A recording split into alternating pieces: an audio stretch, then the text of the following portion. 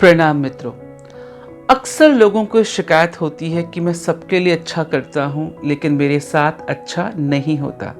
तो कुछ लोग ये मान के चलते हैं कि अच्छे करने वाले को ज़्यादा मुसीबतें, ज़्यादा कष्ट या तकलीफ़ें मिलती हैं। अब इसे आप प्रकृति का नियम माने या कुछ भी, आप कुछ उदाहरण देखें। आपने झाड़ू देखा होगा, जो झाड़ू गंदगी साफ करता है, जी हाँ, जो झाड़ू गंदगी साफ करता है उसे सबसे ज़्यादा गंदगी मिलती है। उसके सीने से, उसके बाहों से सबसे ज़्यादा कुछ चिपटता है, लिपटता है, तो वह कूड़ा करकट गंदगी। इसका मतलब साफ करने वाले के नसीब में हमेशा गंदगी आती ही है। और अगर हम एक और उदाहरण देखें, यानी वृक्ष का। आप वृक्ष को देखते हैं, वृक्ष के नीचे बैठते हैं, छाया लेते हैं, ठंडी हवा लेते हैं और पेड़ों पर पक्षी अपना घर बनाते हैं। लेकिन उस पेड़ को क्या मिलता है?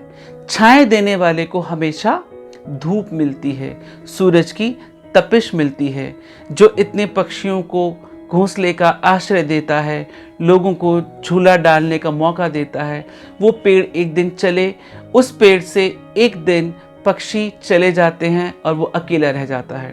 कहने का मतलब, जो वृक्ष आपको इतनी छाया देता है, उसके नसीब में, उसके हिस्से में सिर्फ धूप और सूरज के नीचे जलना आता है। तो आप हताश ना हो, ऐसा होता है। तीसरा उदाहरण देखें, साबुन का। आपने साबुन देखा होगा, हम उससे हाथ धोते हैं, न जाने किस किस ढंग का मैल और गंदगी धोते हैं, लेकिन उस साबुन को क्या मिलता है?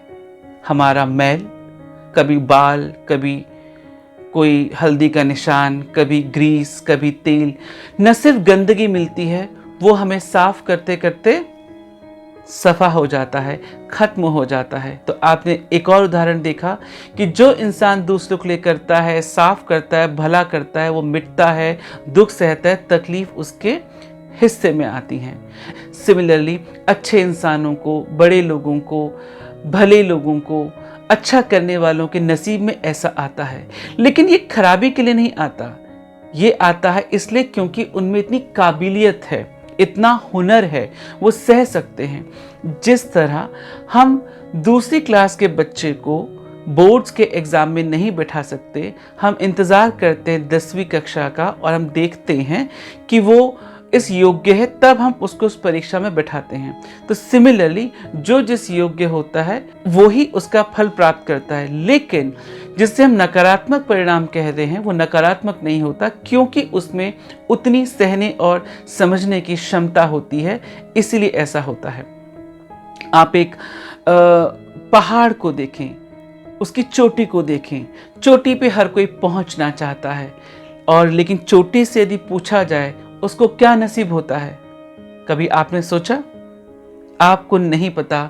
उसको चारों ओर खाइयाँ नसीब होती हैं, गहराइयाँ नसीब होती हैं, उस हरियाली से दूरी नसीब होती है।